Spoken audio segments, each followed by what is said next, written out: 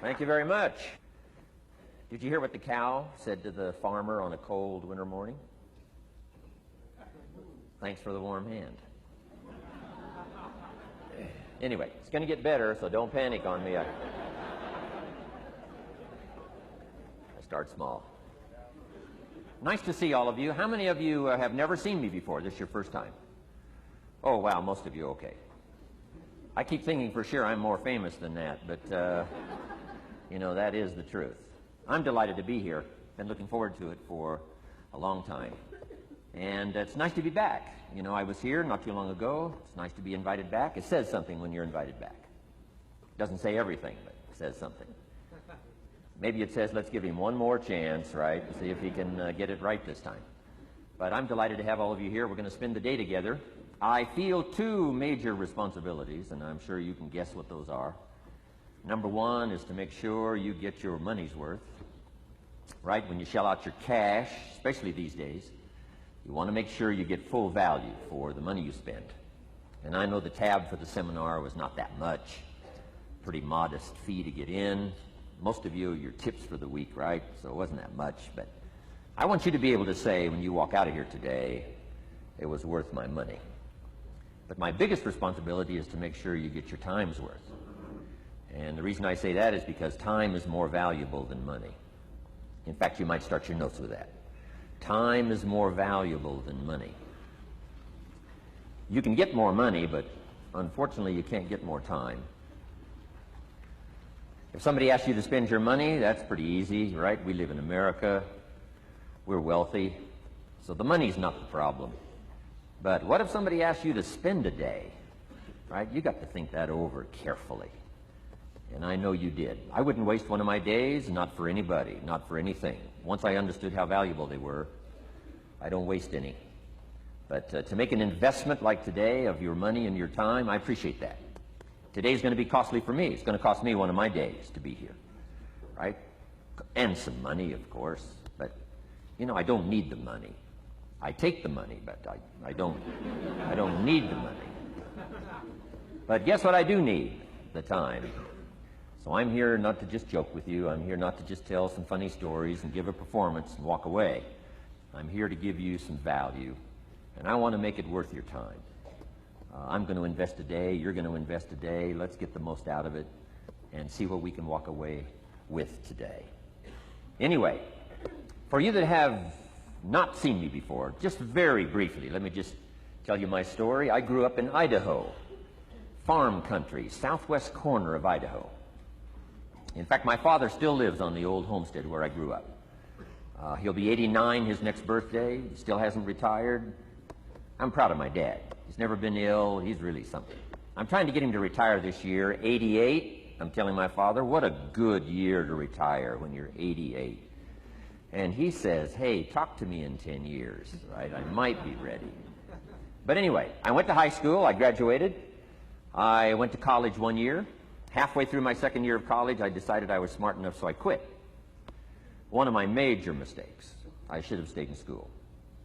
But I thought, heck, you know, I'm smart enough to get a job. That's what life's all about, right? Get a job, pay your bills, work hard, stay out of trouble, keep your fingers crossed, hope for the best. And I figured I was at least prepared to do that. So I quit college and went to work. A little while later, got married, got my little family going, and I'm out there doing what I thought was the best I could. But about age 25, I'm starting to struggle. I've purchased a little more than I can conveniently pay for on time. And the creditors are starting to call saying, hey, you told us the check was in the mail. What's the deal? And I'm getting embarrassed by that. I'm also embarrassed, big mouth me, with all the fancy promises I made to get married. I'm way behind on those promises. And I'm getting discouraged, wondering what to do. And I thought, well, maybe I should go back to school. Right? 1 year of college, pretty short on an application. But, you know, tough to go back to school, right? Especially when you got your family going. Time to stay is when you're there. So I discounted that. I thought, well, if I, you know, had my own business, that would be the way to go.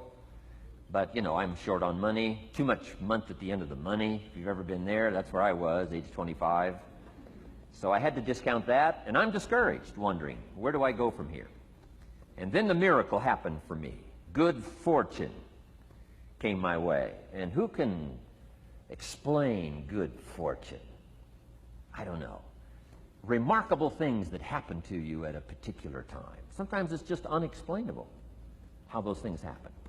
One of my friends says, well, hey, things don't just happen. Things happen just. Another good note for your notes. Things don't just happen. Things happen just. And maybe that's it. I don't know. I'm an amateur on life, I guess like most of us are, trying to figure it out, how to make it valuable. But I was ready. And my good fortune was, at age 25, I met a very wealthy man. His name was Mr. Schoaf, Mr. Earl Schoaf. A friend of mine had gone to work for him, and he started telling me about this man. He said, you got to meet this man I've gone to work for. He's wealthy, but he's easy to talk to. And he's got a unique philosophy of life. And the more he kept talking about this man, I thought, well, I've got to meet this man. So sure enough, shortly after that, I had a chance to meet this remarkable wealthy man, and I was impressed. He was wealthy. Sure enough, he was easy to talk to. I was so intrigued, within a few minutes, I said to myself, if I could be like him, farm boy from Idaho, if I could be like him, I'd give anything. And then I thought, if I could just get around somebody like him, and if he would teach me what to do, I would be willing to learn. I'm coachable. And that was my good fortune. A few months later, this wealthy man that I met, Mr. Schoaf, took a liking to me, hired me, gave me a job. I went to work for him. And I spent the next 5 years in his employ. And then, unfortunately, he died at the end of that period, at age 49. His last 5 years, but the first 5 years of my new life, I got to spend with this remarkable man, and my dream came true. He coached me. He taught me. He taught me the books to read. He taught me the disciplines. He taught me the changes to make in my language and personality. And the things he shared with me during that 5 years literally changed my life, turned my life around, changed my income, changed my bank account, changed my future, changed everything. I've never been the same since that unique experience. And I wish he was still alive today, Mr. Schoaf. I'm sure if he was alive today, especially after this seminar, Idaho Farm Boy makes it to Dallas-Fort Worth, full house, standing room only. Pretty awesome, I'm sure. If he was alive, I'd be calling him today saying, you won't believe what's happening to me. I've had a chance now to share with other people what you shared with me. But anyway, how I got here. 30 plus years ago, I was living in Beverly Hills, California. And one day, a friend of mine, businessman friend, said, Jim, I'd like to have you come and share your story with my service club that I belong to, the Rotary Club. He said, I know your story, Idaho Farm Boy makes it to Beverly Hills. But he said, I think my club members would love to hear your story. He said, if I arranged one of our breakfast meetings, would you come tell your story? Just share a few thoughts. I said, okay. So I agreed to go give this breakfast talk. And guess what? They liked it.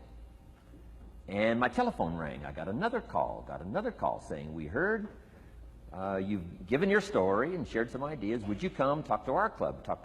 First thing I know, I'm starting to devote a piece of my business time to giving these talks. And then one day, a businessman who'd heard my talk, I think 2 or 3 times, approached me and said, would you come and share that story and some thoughts with my management and salespeople? So I got this little company going. And he said, if you'd come tell your story to my organization, he said, I'd be happy to pay you. And I thought, wow, wouldn't that be something? So I agreed to go do it, and I got paid. Little did I know, another fortune was waiting for me to translate my ideas into talks and speeches and seminars. Now I've written some books. It's on cassette tape, and now I get to travel around the world. Last year I was in Japan and Israel, Spain, Mexico, Australia, New Zealand, France, Germany, Canada, and now Dallas-Fort Worth. So.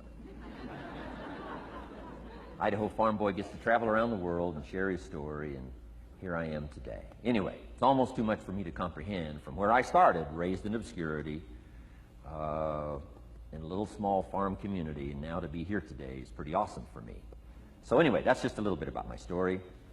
My story is probably more intriguing for me than it is for you, but I wanted to hear it again, so I thought I would just, bore you with it. Anyway, I don't ask you to be impressed today. I'm the one that's impressed from where I came from to have a chance. But that's the American dream, right? Come true. Chance to start from scratch, start from obscurity, start with pennies, start with nothing, and have a chance to transform your life, change your life, set your goals, and see what you can accomplish. So anyway, that's how I got here, and I'm just delighted that this day has arrived, and I truly want to make it valuable for you. Let's go to work. Here's what I hope you'll find out of this seminar today, for your notes. Here's what I hope you'll find. Number one, sincerity. Above all else today, I hope you'll find me sincere. Best place for people to start to communicate is sincerity on both sides. I'm sure you're sincere or you wouldn't be here today, right? To spend this kind of money, to spend this kind of time, roll up your sleeves today, go to work like I am, and get this message. You've got to be sincere. So I assume you're sincere. Now I want you to see me sincere. But I've got a good note for you to make. Sincerity is not a test of truth. Important note to make. Sincerity is not a test of truth. We must not make the mistake of saying he must be right, he's so sincere. That would be a mistake. And here's why. It's possible to be sincerely wrong. So we don't mistake sincerity for truth, right? Sincerity is only a test of sincerity. Truth has to yet be tested by truth, okay? But hopefully you will find me sincere and truthful. Next, a combination of things I hope you'll find here today. Ideas plus inspiration. Ideas plus inspiration. Ideas, business ideas and social ideas and personal ideas, we all need ideas. Right? How to have a good day ideas, how to have a good year ideas, how to have your best year ever ideas, good health ideas, personal relationship ideas, how to deal with your family ideas, sales management ideas, financial freedom for the future ideas. We all need good ideas. So today I hope you gather up by notes and by what you can remember a lot of ideas. I want to share as many with you as I possibly can in the time constraints we have. Today is going to go very rapidly. I used to think a day like this was a long day. Found out it's a pretty short day. But I'm going to go as fast as I can, share with you as many ideas as I possibly can. And here's why. Ideas can be life-changing. Ideas can be life-changing. And sometimes all you need is just one more in a series of good ideas. It's like dialing the numbers into the lock. Right? You got 5 or 6 numbers dialed into the lock. The lock still won't come open, but you don't need 5 or 6 more numbers. Maybe you just need one more, and maybe a seminar like this could do it. A sermon could do it. The lyrics from a song could do it. The dialogue from a movie could do it. Conversation with a friend might do it. That one last piece you need, number. Dial it into the lock. That's it. The lock comes open. There's the door for you to walk through. And maybe this seminar today could furnish that for you. One more idea. I know you've come with a lot already. Sometimes we get the impression, I used to have that, but I only had this much going for me and I needed this much. Usually not true. And I'm sure not true of this audience, where I find you today, as well-dressed as you look today. You know, as fine as you are sitting here today. It isn't that, you've got this much going for you and you need this much. I would assume you've got this much going for you, and maybe all you need is just a few more thoughts, ideas, to furnish you some ways and means to turn your life into the dream you want it to be. So, ideas. The seminar is going to be loaded with ideas. I want you to take good notes. But here's what else I hope you'll find here today, and that is inspiration. And who knows the mystery of inspiration? Why some people are inspired and some are not? You were inspired to get here. Some were not. Who knows the mystery of that? I don't know. How come you made it? The rest of them didn't make it. We don't know what that mystery is. Some people turned it down. Some people said it cost too much. Some people said it's going to take too much time. Some people are too busy, right? A lot of different excuses why some are inspired to take advantage of something that comes to town. Others pass it up. We don't know the mystery to that. Here's what I call it, mysteries of the mind. And I just leave it at that. Some things I don't try to figure out. I take the simple approach now. Right? Some people do and some people don't. I mean, that's about as profound as my philosophy is.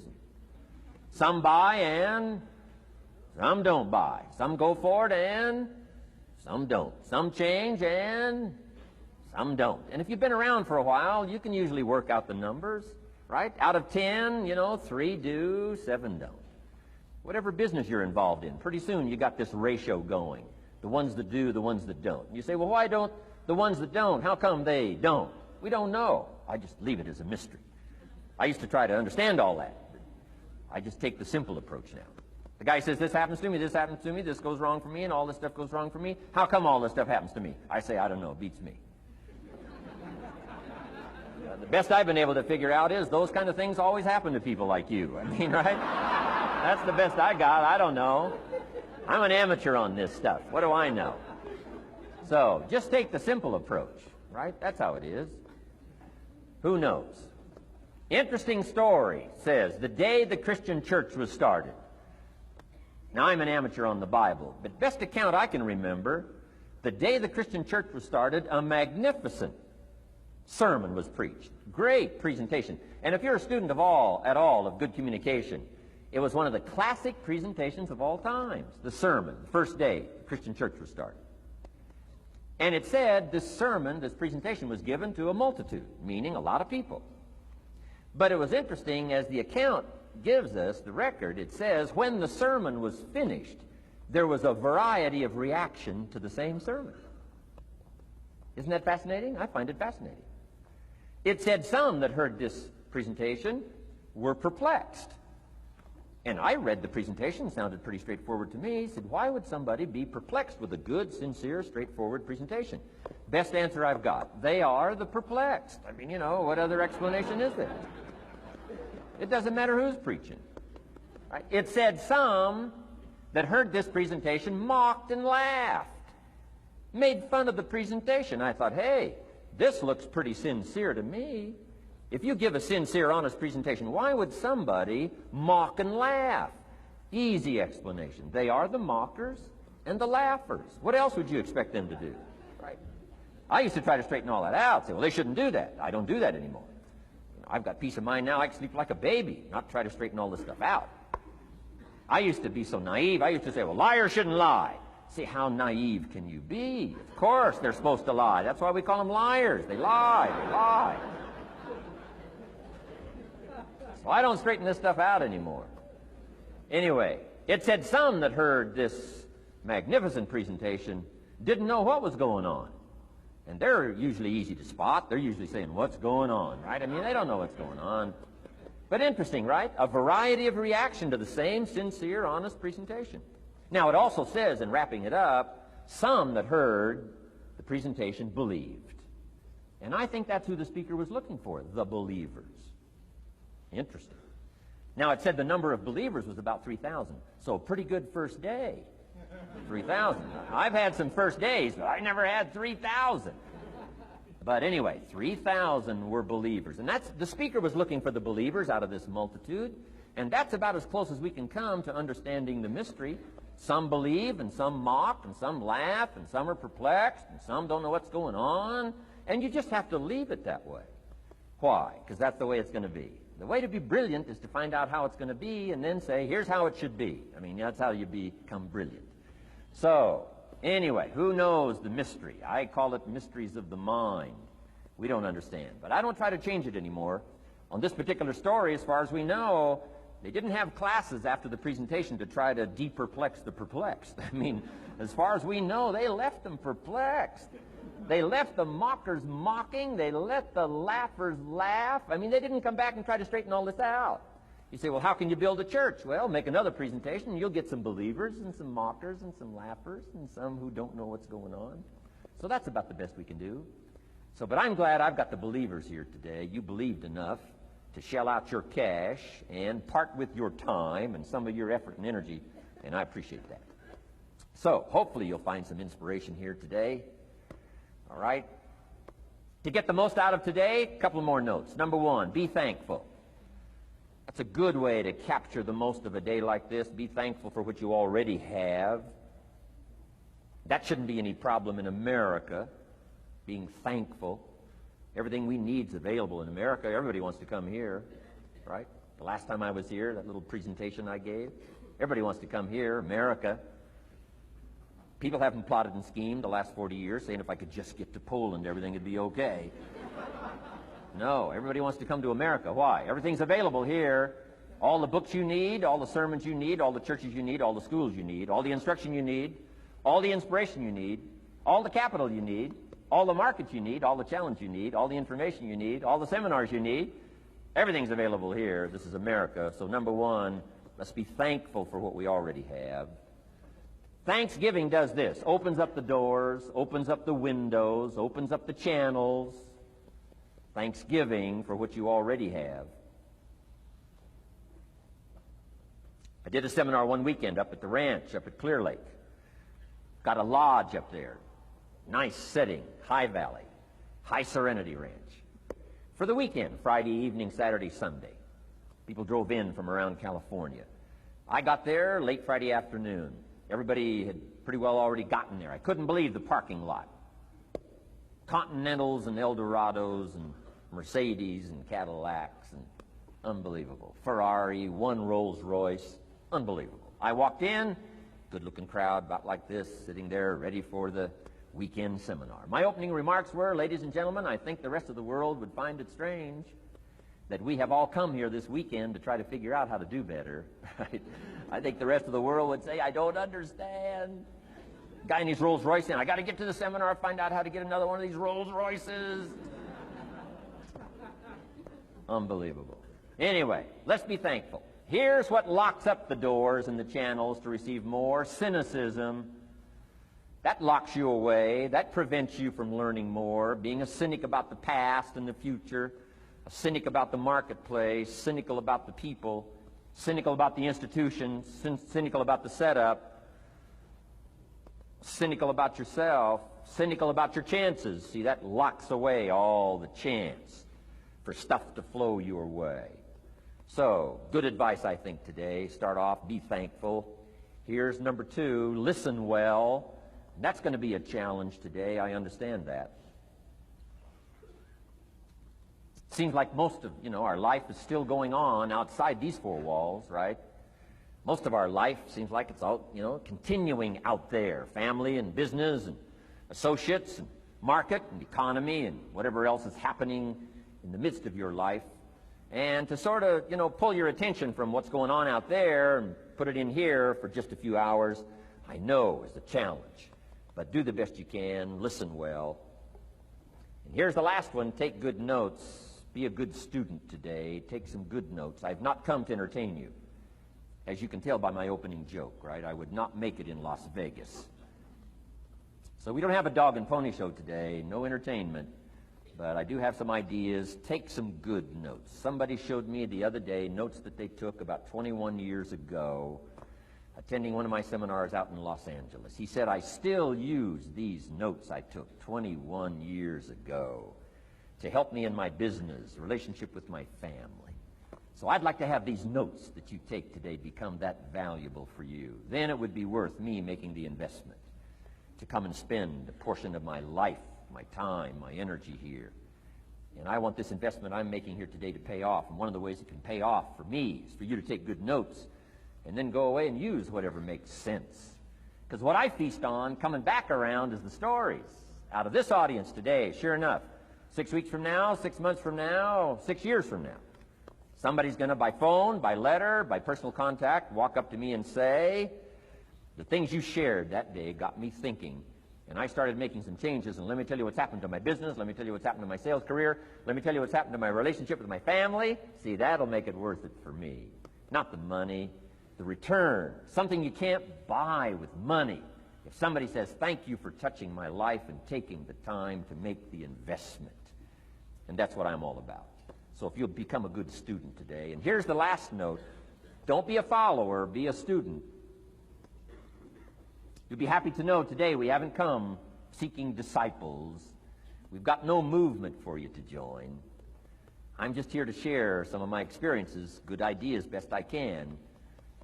But I think that's good advice. Don't be a follower, be a student, right? Take advice but not orders. Take information, but don't let somebody, order your life. Make sure what you do is the product of your own conclusion. Excellent note to make. Make sure what you do is the product of your own conclusion. Not to do what someone else says. Take what someone else says, process it, think about it, ponder it. If it makes you wonder, if it makes you think, then it's valuable. Then when you go take action, make sure that the action is not what somebody told you to do. Make sure the action is the product of your own conclusion. If you'll follow just a little bit of those simple guidelines, I'm telling you, the learning process can be speedy, swift, powerful. Your learning curve can go up, and then applying it to your business, your life, your family, conversations, equities of all kinds. You'll find some progress like I did that first 5 years when I met a teacher willing to share with me, turn my life around. Progress I couldn't believe happened for me. Okay, let's get started. I want to review, I was here last time and we talked about the 5 major pieces to the life puzzle.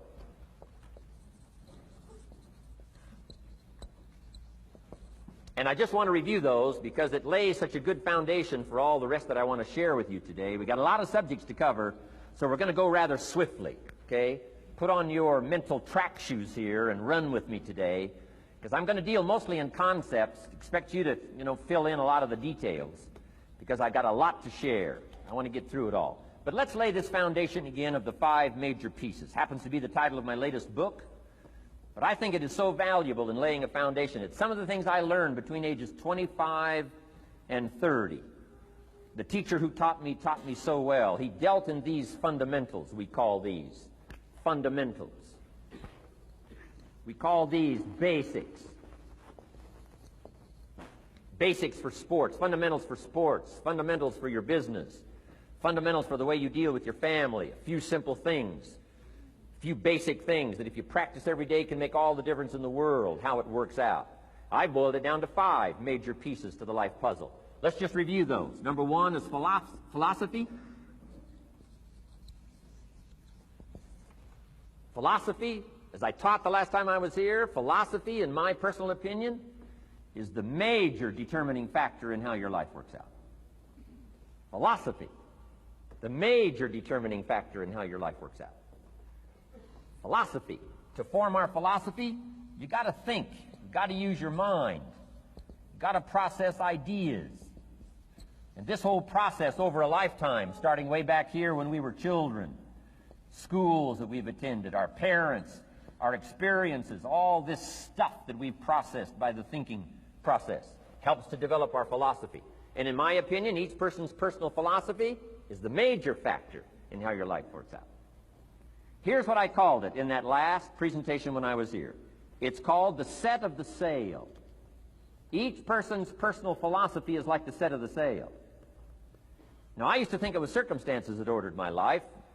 If someone would have asked me at age 25, Mr. Owen, how come you're not doing well? Pennies in your pocket, creditors calling, nothing in the bank, behind on your promises to your family, you live in America, 25 years old, got a beautiful family, every reason to do well, and things are not going that well for you.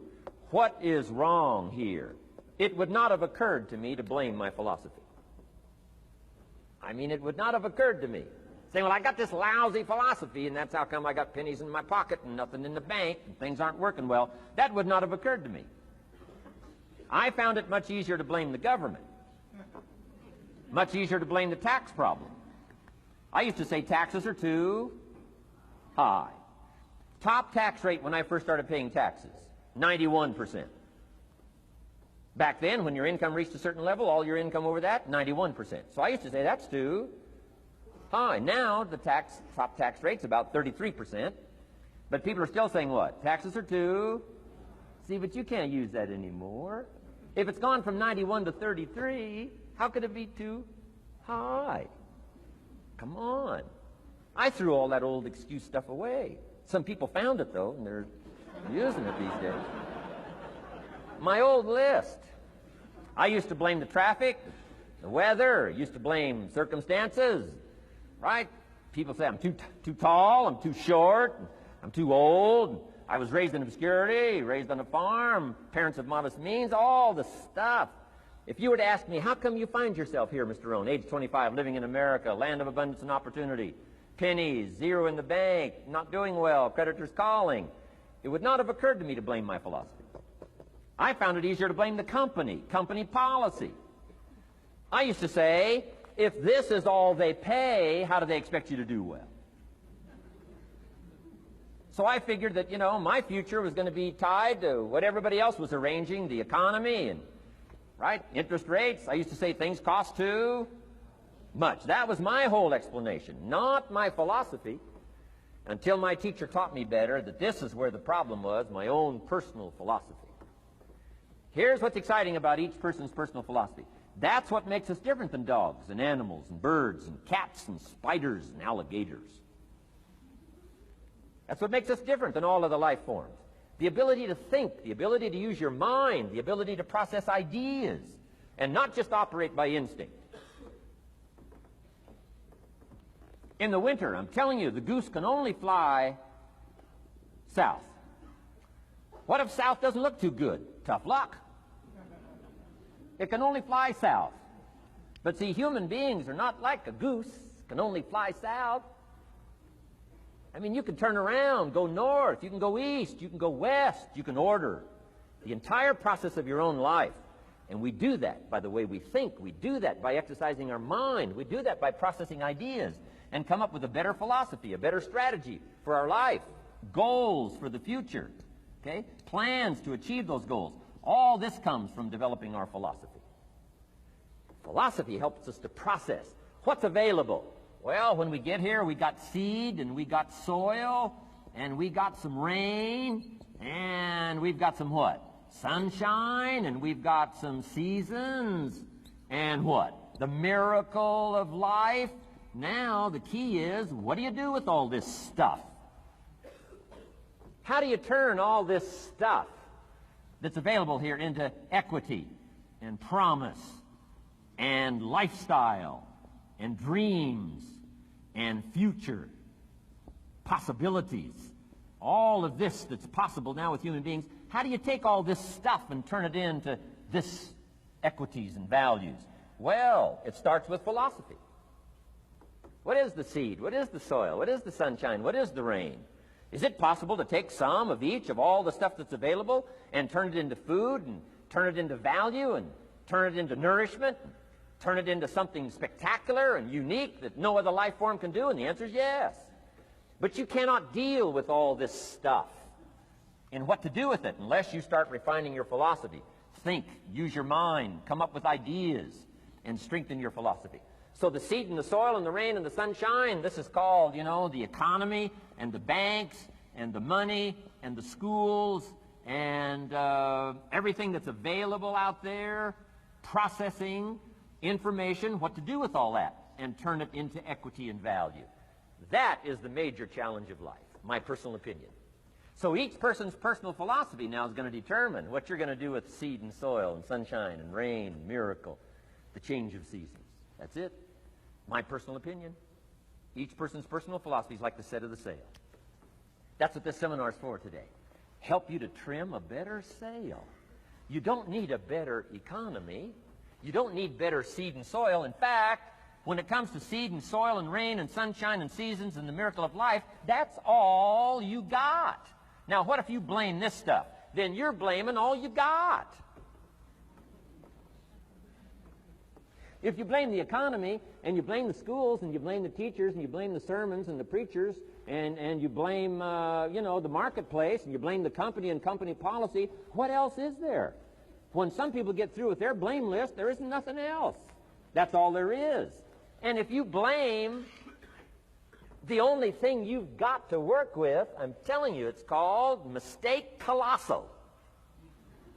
In not understanding that that's all you've got to work with. And if this is all you've got to work with, then you don't change the seed, and you don't change the soil, and you don't change the rain, and you don't change the sunshine, you don't change the seasons.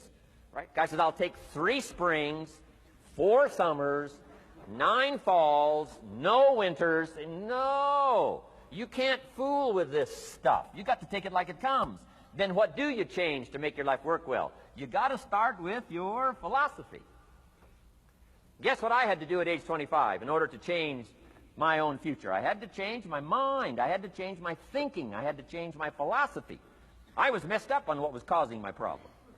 And once I got that straightened out, that all the stuff I blamed, the government and taxes and the marketplace and the economy and things cost too much, negative relatives, cynical neighbors, once I got rid of that and started going for where the real problem was, which was me, I'm telling you, my life exploded into change. My bank account changed immediately. My income changed immediately. My whole life took on a whole new look and color immediately. And the early results I got from making these philosophical changes tasted so good, I've never stopped the process from that day until this. And I'm telling you, with a little consideration of the refinement of your sail, by setting a better sail, refining your philosophy, your whole life can start to change from today on. You don't have to wait till tomorrow. You don't have to wait till next month. You don't have to wait till spring. You don't have to wait till 93. You can start this whole process immediately. I recommend it. Now, some people do so little thinking, they don't even have their sail up. I mean, you can imagine where they're going to wind up at the end of this week, at the end of this month, at the end of this year. Now's the chance to change, process all this information. So number one is philosophy. Okay. And we dealt with all that, where we get ideas from personal experience, from other people's experiences. I don't want to get into all those details because we covered that the last time I was here. But philosophy, that's number one, my personal opinion. Each person's personal philosophy. Here's the definition of success and failure. Just make this note. Here's failure. A few errors in judgment, repeated every day. Now, you can automatically assume, Mr. Owen, I say, I can understand that. A few errors in judgment repeated every day. For 6 years?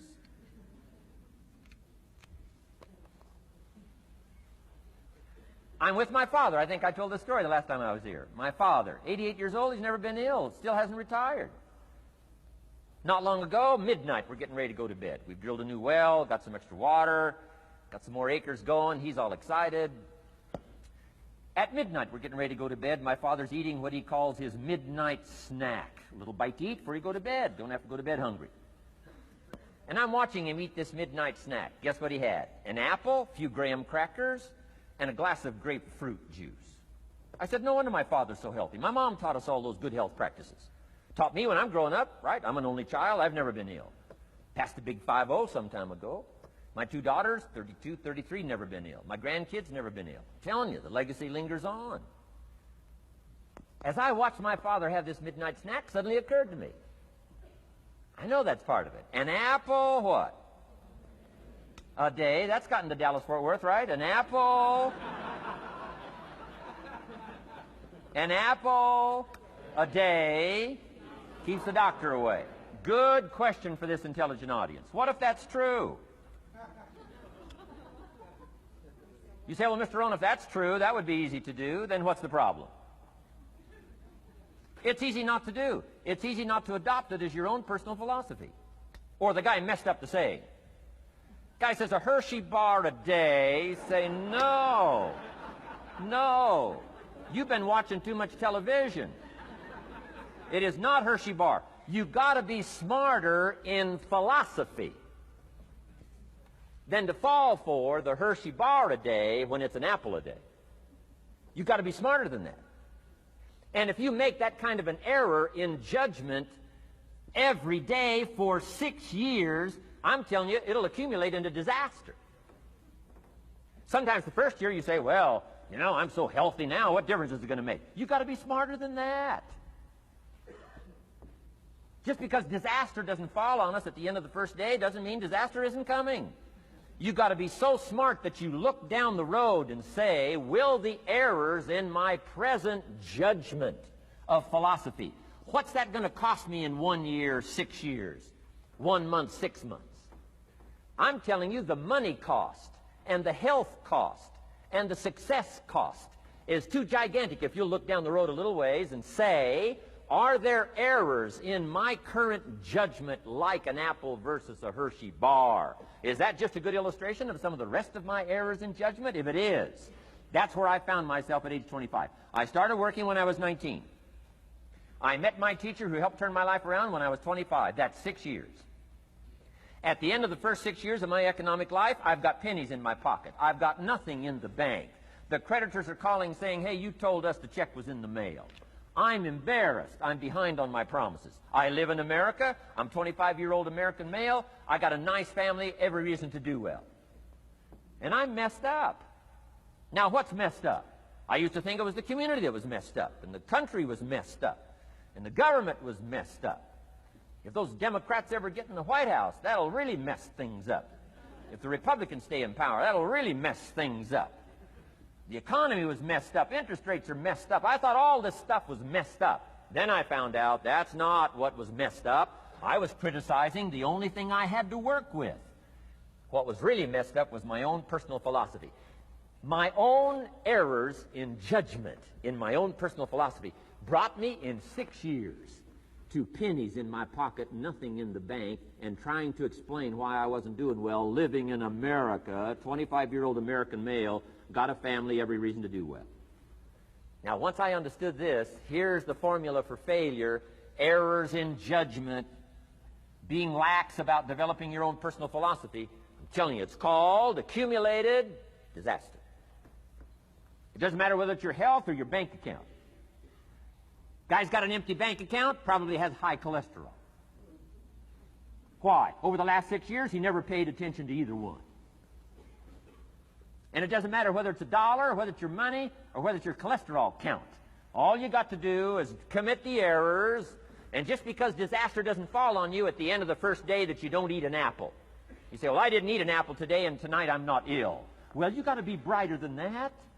Someday you got to leave first grade. The reason we make those first grade desks so small so they won't fit at age 25. I mean, right? You don't belong here anymore. Come on. Now let me give you the secret to success. The formula for failure: a few errors in judgment repeated every day for 1 month starts the weakness, starts the disaster process. You can imagine what happens in 6 years. Now here's the formula for success: a few simple disciplines practiced every day. And you've started a whole new process called a whole new life. A few simple disciplines practiced every day. And if you decide today to go for the apple instead of the Hershey bar, I'm telling you, you have begun the process of turning your life around. And if you keep up that process, not only with your health habits, but with your money habits and with your communication habits, with your sales habits and management habits and every other habit that you've got, if you'll start that process, eliminate the errors and replace it with disciplines practiced, I'm telling you, you can start this process of life change immediately. After today, you don't ever have to be the same again. Only by choice. You don't have to walk out of here the same as you walked in today. Only by choice. You can start a whole new process. And you say, well, Mr. Owen, is it that simple? Yes, it's that simple. Where else would you start but with an apple? You don't have to start with something staggering. What if you should be walking around the block for your good health and you don't? What'll that do in 6 years? I'm telling you, the word is disaster. You could and you should and you don't. Here's an even stronger word. You won't. I mean, don't might mean you're careless. Won't probably means you're stubborn. And either one's called disaster. Could, should, don't. I'm telling you, that's why at the end of 6 years, I found myself with pennies in my pocket, nothing in the bank, creditors calling. Could, should, won't. Could, should, don't is called disaster. Now, how do you change all that? The next 6 years, I got rich. The next 6 years, I became a millionaire. By the time I'm 31, I'm a millionaire. How about that? You say, well, Mr. Rohn, what happened? Well, strangely enough, during that second 6 years of my economic life, the government was about the same. I'm telling you, taxes were about the same. My negative relatives were the same. I'm telling you, the economy was about the same, and prices were about the same, and everything else was about the same. Circumstances were about the same. Then how come I got rich? How come I totally changed my life? I was not the same. Somebody says, well, what did you go to work on to do all that? I started with my philosophy. I started amending my errors by doing some better thinking, changing my mind, coming up with ideas that I didn't have before I met my teacher.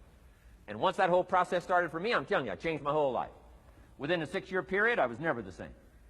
And I've kept up that process all these years.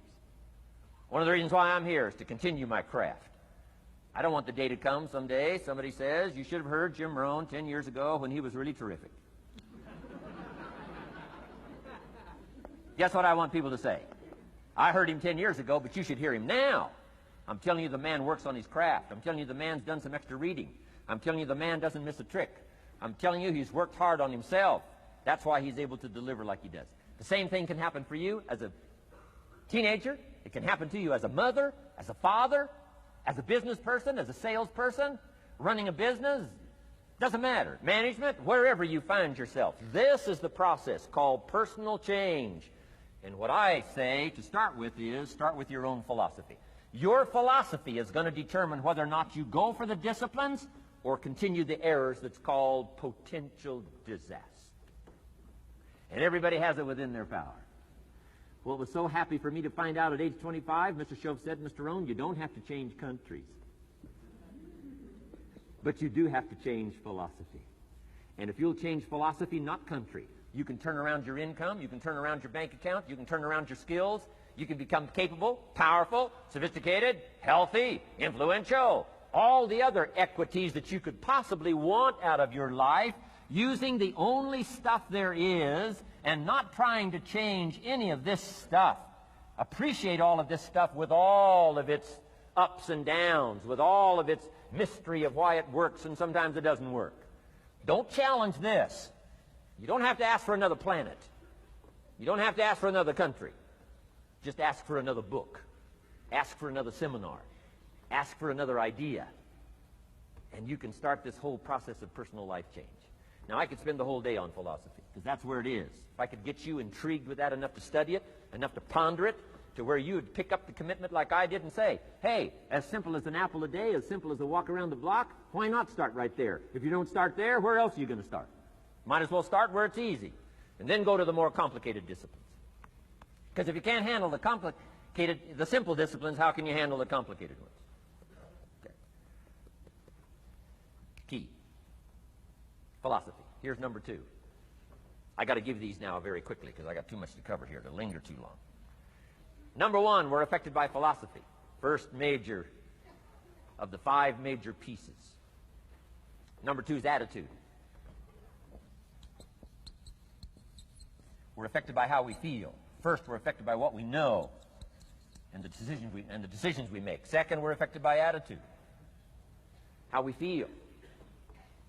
And I gave that quick list. Let me give it to you. It's how you feel about the past.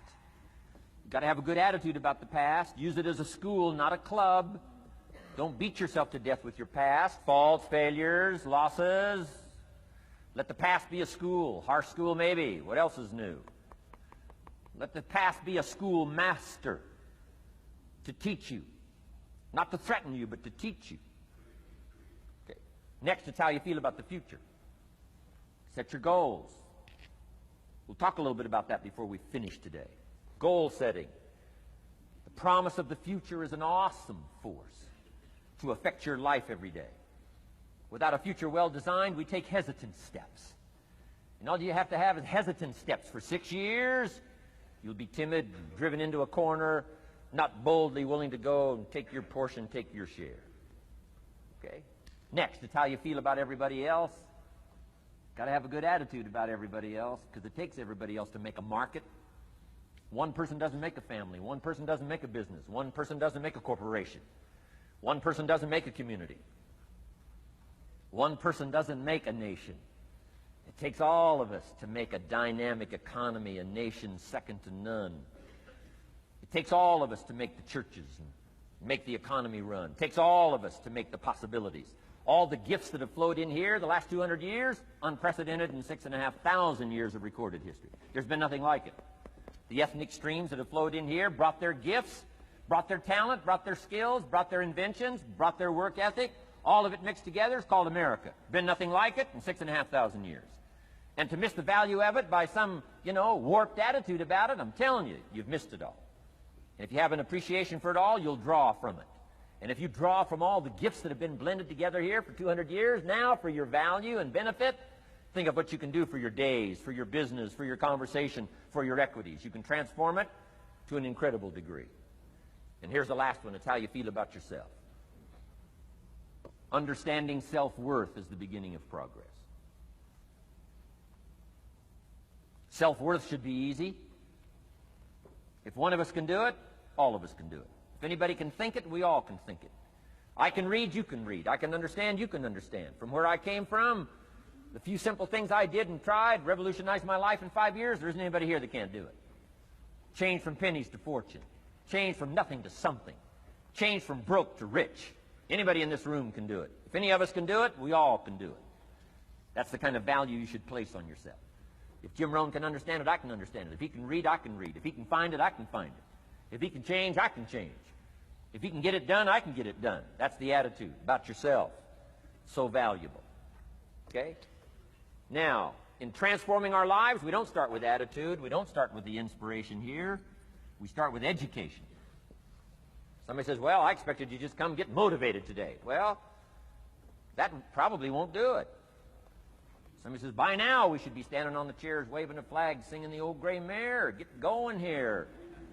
No, that's not where you start. Life change does not start with inspiration. Life change starts with education. You've got to be educated to the point of where you might have messed up. My teacher put it in blunt, simple language. He only went to the 9th grade in school, so he put it in simple language I could understand. He said, Mr. Rohn, after 6 years living in America, healthy American male, 25 years old, been working 6 years, 1 year of college, pennies in your pocket, nothing in the bank, behind on your promises. Shoaff said, I just got one simple explanation for that. You've messed up. Now, I could understand that kind of language. Substitute a Hershey bar for an apple means you've messed up. Should walk around the block, could walk around the block, won't walk around the block. You have messed up. And all you got to go is write down through the list. Don't need some teacher to come by and tell you. Be your own best teacher saying, hey, let me make a list of some places I've messed up. Because if I let this down, that probably affects the rest. And the answer is, that's true. So we don't start with inspiration. We start with education. Somebody says, well, just motivate this guy. He'll be all right. Just motivate him. Get him turned on. Probably not. If a guy's an idiot, you motivate him. Now you got a motivated idiot. No, he won't be all right. So we start with education. What's the first education? If it isn't going well and you live in America, you have messed up. You don't need to change countries. You say, well, the country's messed up. That's like cursing the soil and cursing the seed and the sunshine and the rain, which is all you got. Don't curse all you got. When you get your own planet, you can rearrange this whole deal. But this one, you got to take like it comes. So number 2 was attitude. Here was number 3, activity. This is the work part, the labor part. Taking action. And the activity is the miracle working piece. A miracle being something we don't quite understand how it works doesn't mean it doesn't work. It means we just don't quite understand how it works. Miracles work. God says. Now, I'm an amateur on God, but here's my best analysis. God says, if you'll plant the seed, I'll make the tree. Now, that's a good arrangement. Number 1, gives God the tough end of the deal. What if you had to make the tree? That'd keep you up late at night trying to figure out, how do you make a tree? Say, no, I'm telling you, the mystery and the miracle of this stuff has already been set up. God says, I got the miracle going, I got the seasons going, I got some sunshine and some rain, and I'm God, but the way I've arranged it, I just need somebody to plant the seed. Not chant, In California, they're trying to chant to get this stuff done. Forget this California stuff. You don't have to rub a crystal and sleep under a pyramid. This stuff's too easy. Getting rich is too easy. Changing your life is too easy. Forget all that. Right? Massive bombard, affirmation, forget all that. My opinion. Ocean waves and seagulls, come on, this stuff's too simple. Just simple, easy stuff. But if you neglect it, that's how it piles up year after year. But if you're willing to straighten it out, and here's one of the keys. It's called activity. It's called disciplines.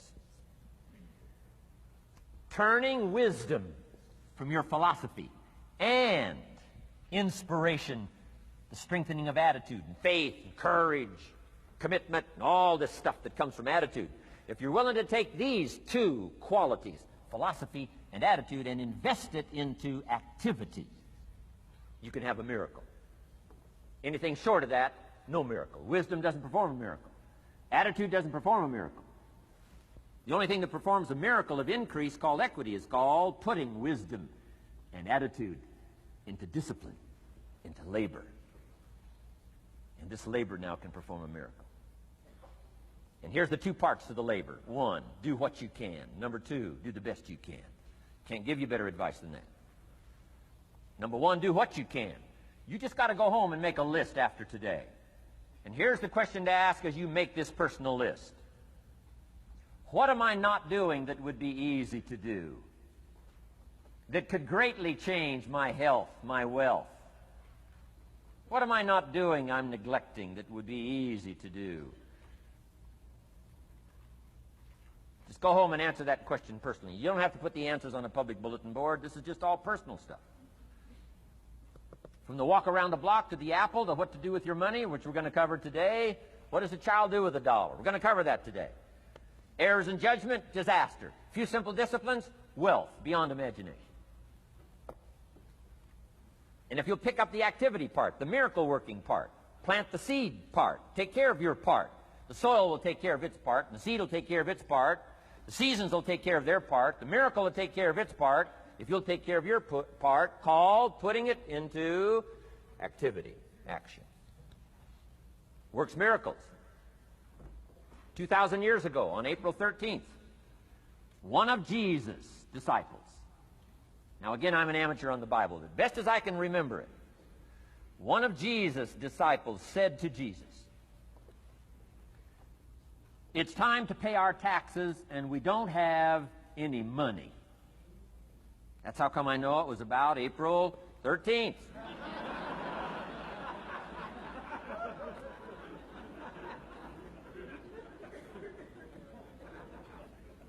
To this statement by his disciple, Jesus said, best as I can read the record, Jesus said, "No problem." Now, why could he say no problem? Well, word has it, he was a miracle worker. Word has it, if you're a good student of history, word has it, he was a miracle worker. If you handed a problem to a miracle worker, what would he be inclined to say? No problem. You got to hang out with folks like that. I belong to a small group like that. We do business around the world. You hand these guys a problem, they say no problem. What? How many books would they read to solve it? Many as it takes. How early would they get up? Early as it takes. How much information would they gather? Much as they needed. So it's what? No problem. You got to hang out with folks like that. Jesus said this will be no problem, the tax thing. He said to his disciple, it's simple. Go fishing. Wow.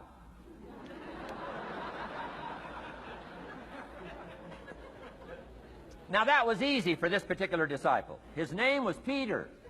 And Peter was a fisherman. How clever. How clever.